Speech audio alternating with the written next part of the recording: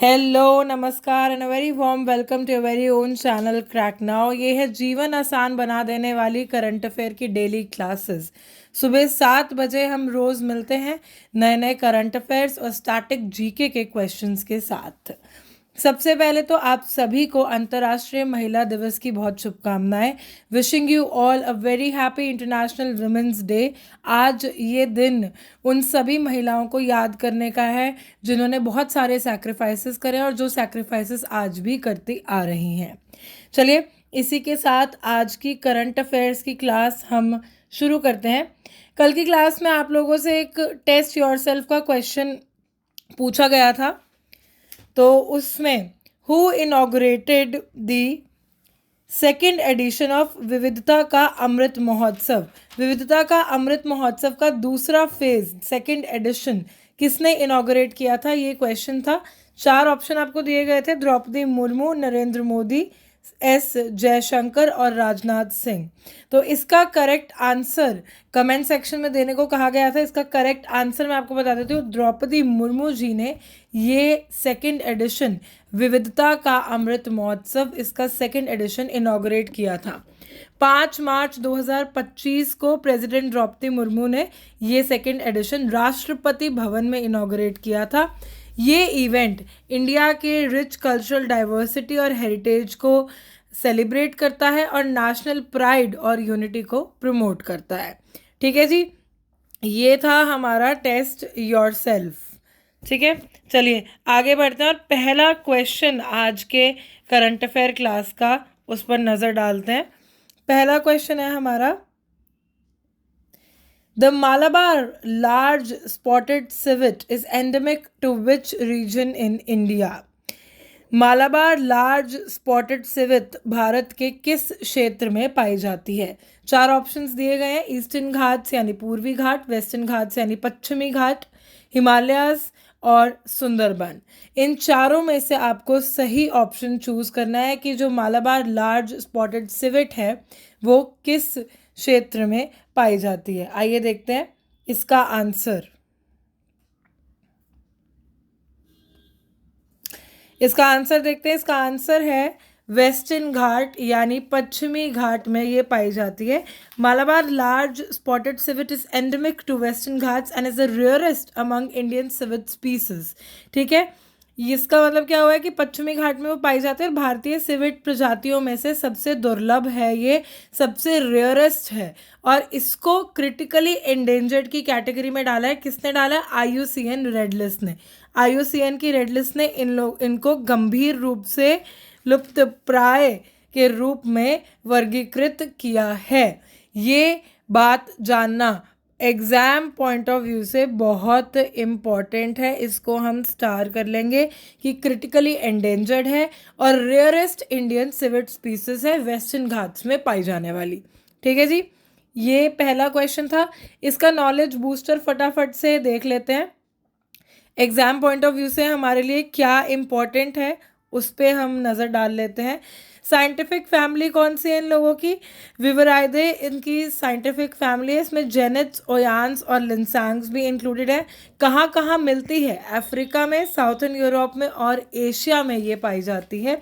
Diet क्या है? ये ओमनीवोरस है यानी कि फ्रूट्स खाती है, इंसेक्ट्स खाती है और छोटे छोटे बैक्टीरियाज, वर्टिब्रेट्स को भी खाती है। इसका इकोलॉजिकल रोल क्या है? सीड डिस्पर्सल के लिए बहुत इंपॉर्टेंट है, बीजों को एक जगह से दूसरी जगह पहुंचाने में हेल्प करती है। ठीक है, सिवेट की स्पीशीज इंडिया में कितनी है? स्पीशीज जैसे कि उस दिन भी बताया था, प्रकार क्या होते हैं, इनकी कितनी इंडिया में प्रकार है?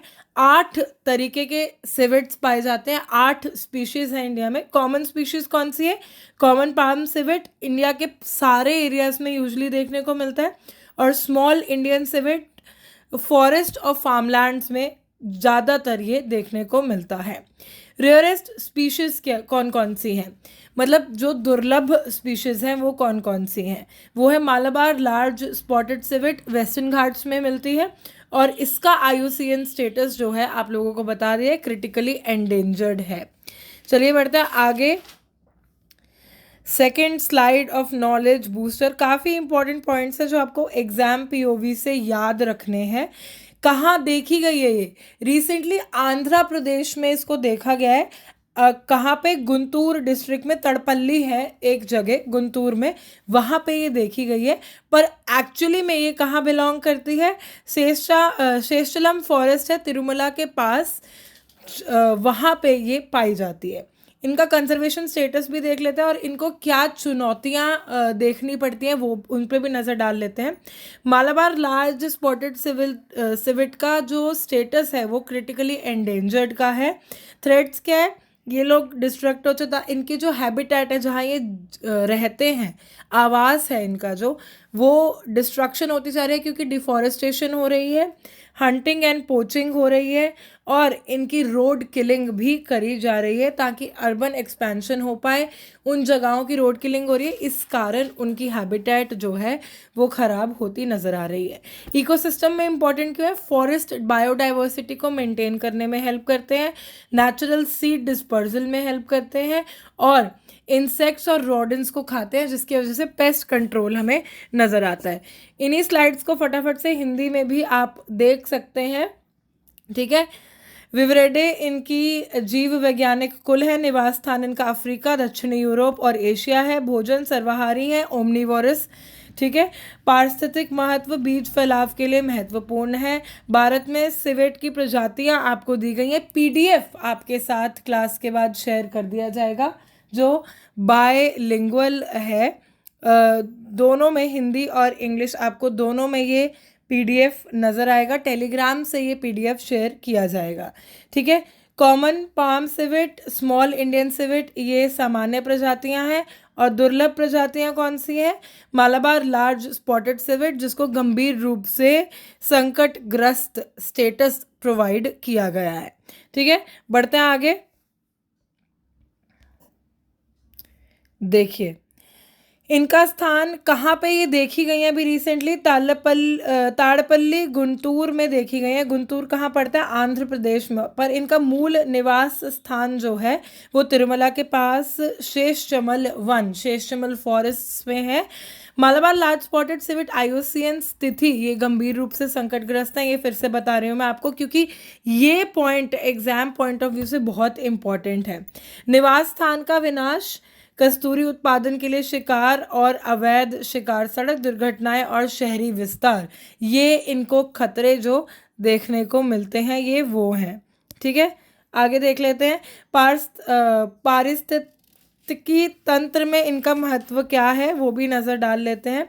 वन्य जैव विविधता को बनाए रखने में मदद करते हैं, प्राकृतिक बीज फैलाव में भूमिका निभाते हैं, कीटों और कृंतकों का शिकार करती हैं और कीट नियंत्रण में सहायता करती हैं, यानी कि पेस्ट कंट्रोल में हेल्प करती हैं। ये था हमारा पहला क्वेश्चन जिसका नॉलेज बूस्टर हमने देखा। कुछ भी आप लोगों के क्वेश्चंस हो तो आप कमेंट सेक्शन में पूछ सकते हैं और कोई भी डाउट्स हो तो आप कमेंट ज़रूर करिए, हम आपके उन सभी कमेंट्स का कमेंट सेक्शन में रिप्लाई करेंगे। करंट अफेयर का अगला क्वेश्चन आज की क्लास के लिए देख लेते हैं। Consider the following statements regarding the प्रधानमंत्री श्रम योगी मानधन PMSYM योजना, ठीक है। 3 स्टेटमेंट्स आपको दी गई हैं, 3 कथन आपको दिए गए हैं, उनमें से आपको कौन सा सही है, करेक्ट कौन सा है वो आइडेंटिफाई करना है। देख लेते हैं। पहली स्टेटमेंट क्या है? It provides a guaranteed monthly pension of 3000 after 60 years of age. ये 60 वर्ष की आयु के बाद 3000 रुपये की गारंत्रिक मासिक पेंशन प्रदान करता है। Only organise sector workers with an EPFO account are eligible for this scheme. ये आप लोगों की दूसरी स्टेटमेंट है। केवल EPFO खाते वाले संगठित क्षेत्र के कर्मचारी ही इस योजना के लिए पात्र हैं, ठीक है। तीसरी स्टेटमेंट देख लेते हैं। Scheme is implemented by the ministry of labour and employment. ये योजना श्रम और रोजगार मंत्रालय द्वारा कार्यान्वित की जाती है। ये आपकी तीसरी स्टेटमेंट है। कोड्स आपको नीचे दिए गए हैं कि सिर्फ पहली सही है, केवल एक स्टेटमेंट सही है, पहली और तीसरी सही है, दूसरी और तीसरी सही है, या फिर तीनों ही, यानी कि पहली, दूसरी और तीसरी स्टेटमेंट तीनों ही सही है। इसका आंसर जब तक आप कमेंट्स में लिखते हैं हम अगली स्लाइड में इसका आंसर एक बार डिस्कस कर लेते हैं। आइए देखते हैं। पहली और तीसरी स्टेटमेंट जो है वो सही है। पहली स्टेटमेंट में क्या कह रहा है ये कि ये 3,000 की मंथली गारंटीड पेंशन देती है 60 साल की उम्र के बाद, 60 ईयर्स ऑफ एज के बाद ये scheme minimum 3,000 monthly pension eligible beneficiaries को प्रोवाइड करती है। तीसरी स्टेटमेंट में वो क्या कह रहा है कि ये ministry of labour and employment ने इम्प्लीमेंट करी है, ये बात भी बिल्कुल सही है। दूसरी स्टेटमेंट जो है वो गलत है, इनकरेक्ट स्टेटमेंट है। क्यों?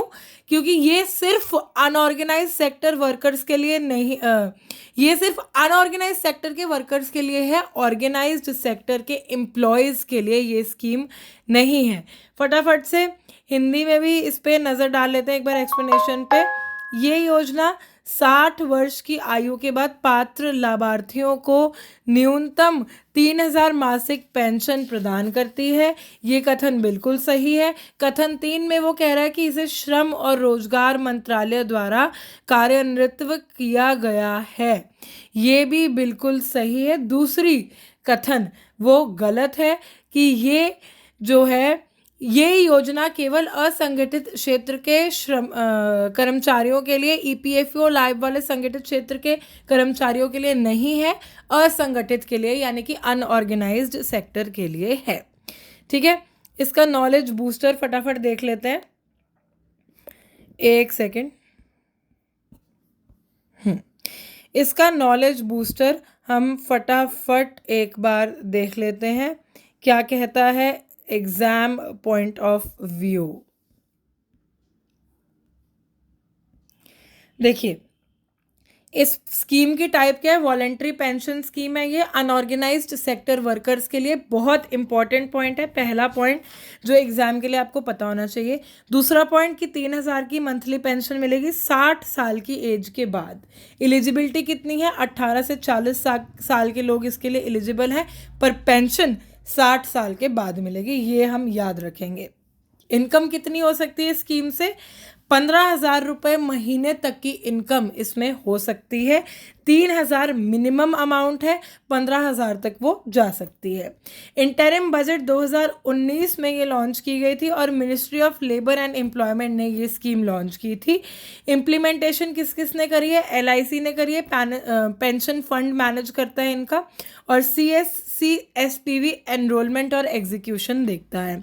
फीचर्स क्या है इसके, कंट्रीब्यूशन कितनी देनी है, 55 रुपीज़ से 200 रुपये तक की कंट्रीब्यूशन हमें देनी है एज के बेसिस पर।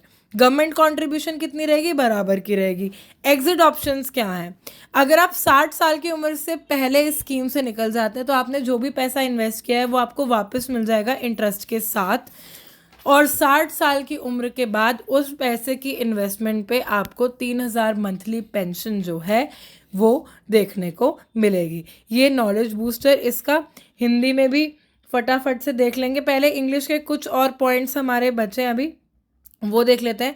इनके की फैक्ट्स क्या है कि 30.51 करोड़ अनऑर्गेनाइज वर्कर्स जो हैं वो ई-श्रैम पोर्टल पे रजिस्टर्ड है। ये नंबर याद रखना बहुत इम्पॉर्टेंट है।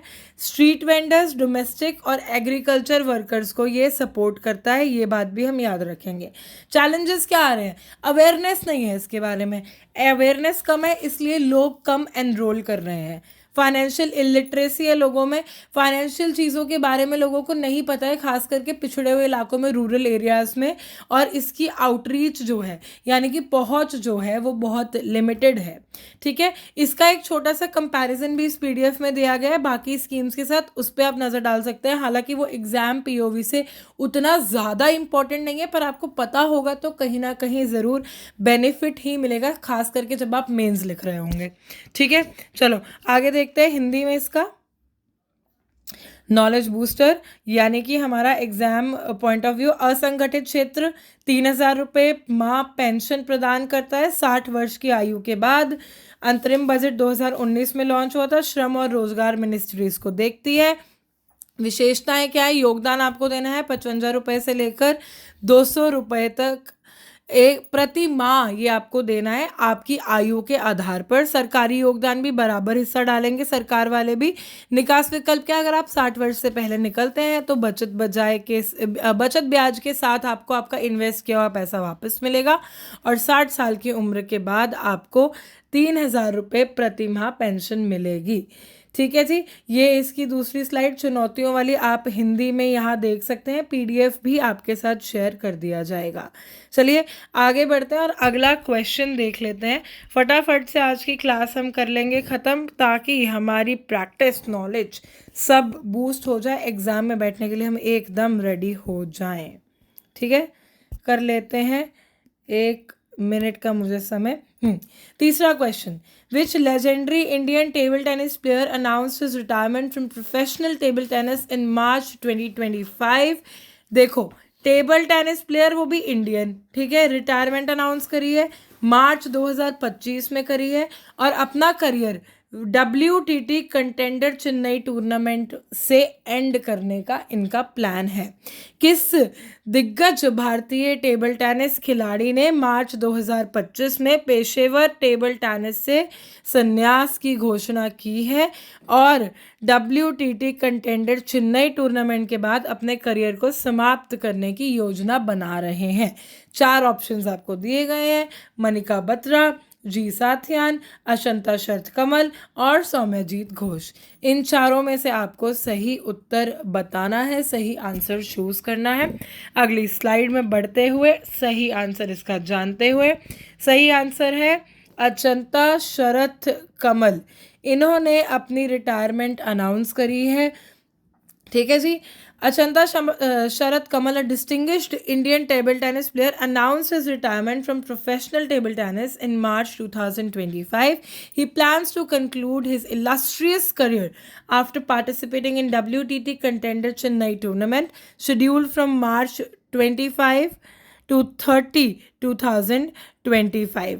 25 से 30 मार्च को ये होने वाला है टूर्नामेंट, और उसके बाद इन्होंने अपना करियर एंड करने की बात कर दी है। इनका करियर कम से कम 20 साल लंबा रहा है, जिसमें इन्होंने काफ़ी सारे माइलस्टोन्स जो हैं वो अचीव करे हैं। ठीक है जी, प्रतिष्ठित भारतीय टेबल टेनिस खिलाड़ी अचंता शरत कमल ने मार्च 2025 में पेशेवर टेबल टेनिस से संन्यास की घोषणा की है। वे 25 से 30 मार्च 2025 तक निर्धारित WTT कंटेंडर चेन्नई टूर्नामेंट में भाग लेने के बाद अपने शानदार करियर का समापन करने की योजना बना रहे हैं। शरत कमल का करियर 2 दशकों यानी 20 साल से अधिक का है, जिसके दौरान उन्होंने महत्वपूर्ण उपलब्धियां हासिल की हैं। ये इम्पॉर्टेंट पॉइंट्स, नॉलेज बूस्टर भी देख लेते हैं फटाफट अचंता शरत कमल के बारे में। हमारे एग्जाम पॉइंट ऑफ व्यू से क्या इंपॉर्टेंट फैक्ट्स हैं। रिटायरमेंट की अनाउंसमेंट करिए मार्च 2025 में। फाइनल टूर्नामेंट कौन सा रहेगा? WTT कंटेंडर चेन्नई टूर्नामेंट 25 से 30 मार्च 2025 में होने वाला ये टूर्नामेंट है। ठीक है जी, प्रोफेशनल करियर 2 डेकेड्स, 2 दशकों से ज़्यादा बड़ा है, मतलब 20 साल का करीबन इनका करियर रहा है। ओलंपिक में पार्टिसिपेशन करी है, 5 ओलंपिक गेम्स में इंडिया को इन्होंने रिप्रेजेंट किया, और पेरिस की 2024 में जो ओलंपिक्स हुई थी उसमें भी ये थे। कॉमनवेल्थ गेम्स में 6 गोल्ड मेडल इन्होंने जीते हैं, और एशियन गेम्स में इन्होंने 2 ब्रॉन्ज मेडल जीते हैं। ये कुछ इंपॉर्टेंट पॉइंट्स हैं। Most decorated table tennis player है। ठीक है जी, और इंडिया में इंडियन टेबल टेनिस को ग्लोबल स्टेज पे पहुंचाने के लिए इनका बहुत योगदान है। काफ़ी नेशनल अवार्ड्स इनको मिल चुके हैं, अर्जुन अवार्ड इनको मिल चुका है, पद्मश्री मिल चुका है, और खेल रत्न अवार्ड से इनको नवाजा जा चुका है।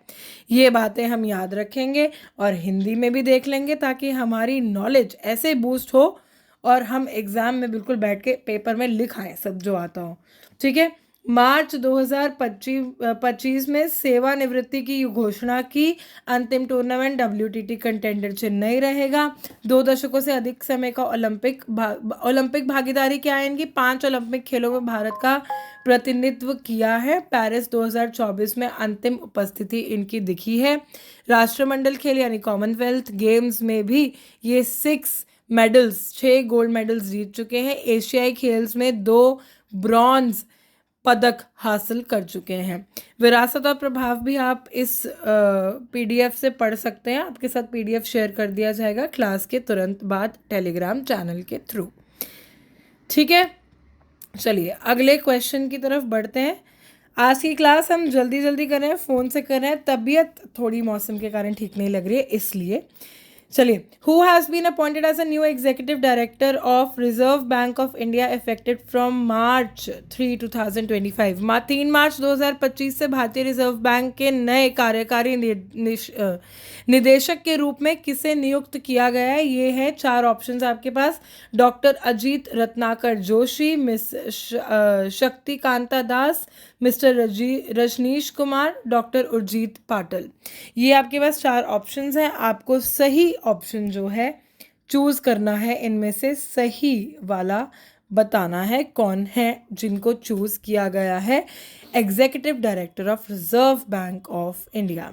ठीक है, फटाफट आंसर देखते हैं इसका अगली स्लाइड में। आंसर है इसका doctor Ajit Ratnakar Joshi. Doctor Ajit Ratnakar Joshi has been appointed as the executive director of the Reserve Bank of India with effect from March 3, 2025. In his new role, he will oversee the Department of Statistics and Information Management. ये आई कुछ ज़रूरी बात exam के लिए, star लगा लीजिए। ठीक है जी। And the financial stability department, 2 department manage करेंगे ये हम याद रखेंगे। इसके पहले ये प्रिंसिपल एडवाइज़र थे DSIM में, यानी कि department of statistic and information management में ये एडवाइज़र रह चुके हैं, पर अब ये एग्जीक्यूटिव डायरेक्टर बन के उस डिपार्टमेंट को संभालेंगे।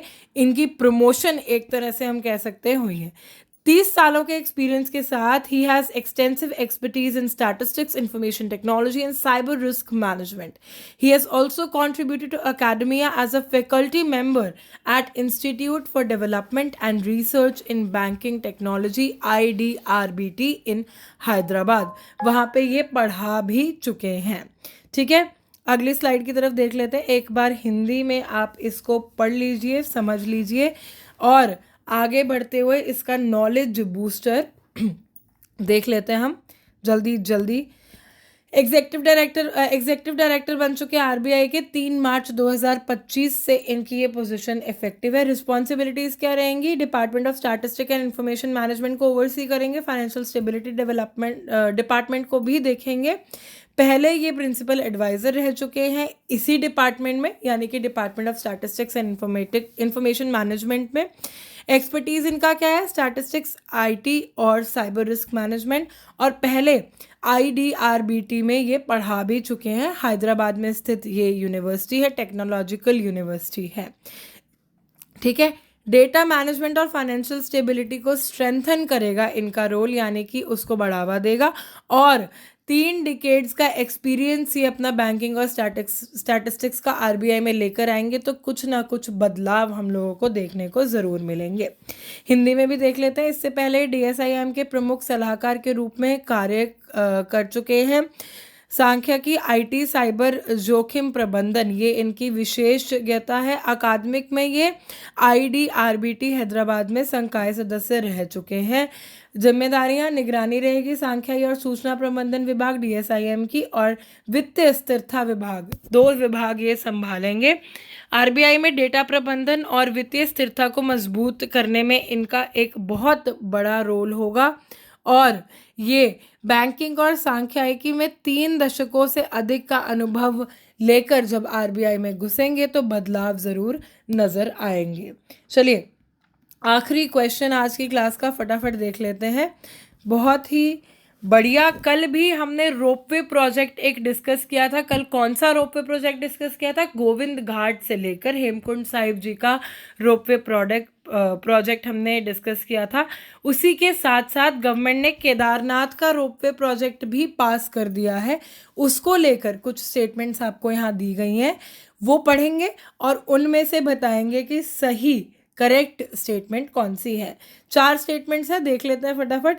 The Kedarnath ropeway is being constructed at a cost of 2730 crore, यानी 2730 करोड़ की लागत में ये बनेगा। ये पहली स्टेटमेंट है। दूसरी ये है कि this project is a part of पर्वतमाला परियोजना and it uses 3S technology. ये परियोजनाएं पर्वतमाला परियोजना का हिस्सा है और 3S तकनीक का उपयोग करती है। ये इंपॉर्टेंट सेकंड स्टेटमेंट। तीसरी स्टेटमेंट हमें दी गई है, the ropeway will increase the travel time over 2 hours। इस रोपवे से 2 घंटे से अधिक यात्रा में समय बढ़ जाएगा। ठीक है जी। These projects are only for tourism and have no impact on pilgrimage route। ये परियोजनाएं केवल पर्यटन के लिए हैं और इनका तीर्थ मार्गों पर कोई प्रभाव नहीं है। ये स्टेटमेंट दी गई है। इनमें से आपको करेक्ट स्टेटमेंट चूज करनी है, यानी कि कौन सा सही है वो बताना है। आंसर देख लेते हैं फटाफट। This project is a part of पर्वतमाला परियोजना and it uses 3S technology. ये बिल्कुल सही बात है। पहली स्टेटमेंट गलत क्यों है? क्योंकि जो गोविंद घाट से हेमकुंड साहिब का रोपवे बन रहा है वो बन रहा है 2730 रुपये की 2730 करोड़ रुपए की लागत में। केदारनाथ के रोपवे के लिए 4081 करोड़ ये लगेंगे। 4081 करोड़ ये इनकी लागत आएगी। ये कॉस्टिंग जो है ये एस्टिमेट करी गई है। पर्वतमाला परियोजना के अंडर ये है और ये पर्वतमाला परियोजना क्या करती है, जितने भी पहाड़ी इलाके हैं, हिली एरियाज हैं, उनमें रोपवे कनेक्टिविटी के लिए ये योजना बनाई गई है। तो इसमें ये केदारनाथ रोपवे वाला प्रोजेक्ट इंक्लूडेड है। ठीक है। 3S केबल टेक्नोलॉजी को यूज़ करती है, यानी कि try cable detachable gondola technology. Safety इससे रहेगी और एफिशिएंसी भरपूर रहेगी, जिससे कि पैसेंजर्स को, यात्रियों को जो जा रहे हैं उनको कोई परेशानी का सामना नहीं करना पड़ेगा। ट्रैवल टाइम बढ़ेगा नहीं बल्कि 36 मिनट से यानी 36 मिनट से वो रिड्यूस हो जाएगा और पिलग्रिम एक्सेस केदारनाथ का बढ़ जाएगा। बहुत लोग जाना शुरू कर देंगे। जो लोग नहीं भी जा पाते हैं उनके लिए भी आसानी हो जाएगी। टूरिज्म और एयर वेदर कनेक्टिविटी, दो चीज़ों के लिए ये बहुत ज़रूरी प्रोजेक्ट्स हैं। ठीक है। फटाफट ऑल वेदर कनेक्टिविटी, सॉरी, ये अब कल हमने क्या पढ़ा था कि जो गोविंद घाट से हेमकुंड साहिब जी का प्रोजेक्ट रहेगा वो सिर्फ ओपन सीजन में होगा। केदारनाथ वाले प्रोजेक्ट में ऑल वेदर कनेक्टिविटी का वादा किया गया है गवर्नमेंट की तरफ से। ठीक है जी। ये परियोजना है, पर्वतमाला परियोजना का हिस्सा है, ट्राई केबल डिटैचेबल गोंडोला तकनीक का उपयोग करती है, समय घटकर सिर्फ 36 मिनट रह जाएगा और ये रोपवे पर्यटन को बढ़ावा देते हैं और भक्तों के लिए हर मौसम में ऑल वेदर कनेक्टिविटी सुनिश्चित करता है। ये पॉइंट से इम्पॉर्टेंट है। नॉलेज बूस्टर देखते हुए फटाफट किसने अप्रूव किया है? मोदी गवर्नमेंट ने अप्रूव किया है। टोटल कॉस्ट कितनी रहेगी? 6811 करोड़। इसमें से 4081 करोड़ जो है केदारनाथ रोपवे और 2730 करोड़ हेमकुंड साहिब रोपवे के लिए लागत लगाई गई है, एस्टिमेट करी गई है कॉस्ट। ट्रैवल टाइम जो है 36 मिनट में ये यात्रा आप कर पाएंगे। ये इम्पॉर्टेंट है। पर्वतमाला परियोजना का ये पार्ट है। 3S केबल टेक्नोलॉजी यूज़ हुई है इसमें। सेफ्टी, हाई कैपेसिटी ट्रैवल और ऑल वेदर ऑपरेशन ये इंश्योर करता है। केदारनाथ जो है चारधाम हिंदू पिलग्रिमेज है और हेमकुंड साहिब सिखों का बहुत ही महत्वपूर्ण धार्मिक स्थान है। टूरिज्म इससे बढ़ जाएगा, लोकल एम्प्लॉयमेंट इससे बढ़ जाएगी, सारे सीजन्स में कनेक्टिविटी दिखेगी और रोड्स पे ट्रैफिक कम दिखेगा, इन्वायरमेंट सेफ रहेगा, सस्टेनेबिलिटी रहेगी और कार्बन फुटप्रिंट जो है वो रिड्यूस हो जाएगा। ठीक है। कुल लागत 6811 करोड़ जैसे मैंने बताया और पर्वतमाला परियोजना के अंतर्गत है। ये हिमालय क्षेत्र में सभी मौसमों में संपर्क रहेगा, सड़कों पर भीड़भाड़ और पर्यावरण प्रभाव को कम करा जाएगा। तीर्थ यात्रा संपर्क को बढ़ावा देता है। केदारनाथ जो हिंदू तीर्थ है, चारधाम, और हेमकुंड साहिब सिख तीर्थ स्थल है, उनको कनेक्ट करता है। अब आज के लिए आप लोगों का होमवर्क आपकी स्क्रीन पे है। होमवर्क क्या है? टेस्ट योरसेल्फ का एक क्वेश्चन जिसको हम आंसर करेंगे कल। देखते हैं फटाफट। Which of the following statements about solar ultraviolet imaging telescope SUIT and Aditya L1 mission is correct? 4 statements आपको दिए, आपको करेक्ट स्टेटमेंट आइडेंटिफाई करनी है। SUIT is an onboard telescope of NASA Parker Solar Probe. SUIT NASA के Parker Solar Probe का onboard telescope है। Aditya L1 was launched on September 2023 as India's first solar mission. Aditya L1 को भारत के पहले सौर mission के रूप में 2 सितंबर 2023 को लॉन्च किया गया था। SUIT does not use ultraviolet filters for imaging the sun. SUIT सूर्य की इमेजिंग के लिए पराबैंगनी फिल्टर का उपयोग नहीं करता है। Aditya L1 is positioned in earth's geostationary orbit. Aditya L1 पृथ्वी के भूस्थिर कक्षा में स्थित है। ये आप लोगों का क्वेश्चन है, इसका आंसर डिस्कस किया जाएगा कल की यानी 9 मार्च की क्लास में। ठीक है, तैयार रहिए अपने आंसर्स के साथ। कमेंट सेक्शन में ऐसे ही जुड़े रहिए क्रैक नाउ के साथ, जीवन आसान बना देने वाली क्लासेस के लिए। और अगर मुझसे हिंदी की प्रोनाउंसिएशन में कोई भूल चूक हो गई हो तो प्लीज़ मुझे माफ़ कर दीजिए, बिकॉज मेरी हिंदी एडवांस लेवल की नहीं है। ये मेरे बारे में एक फैक्ट जो आप लोगों को पता होना ज़रूरी है। ठीक है, टाटा बाय बाय, ख्याल रखिए अपना और ऐसे ही प्यार देते रहिए क्रैक नाउ को। जय हिंद।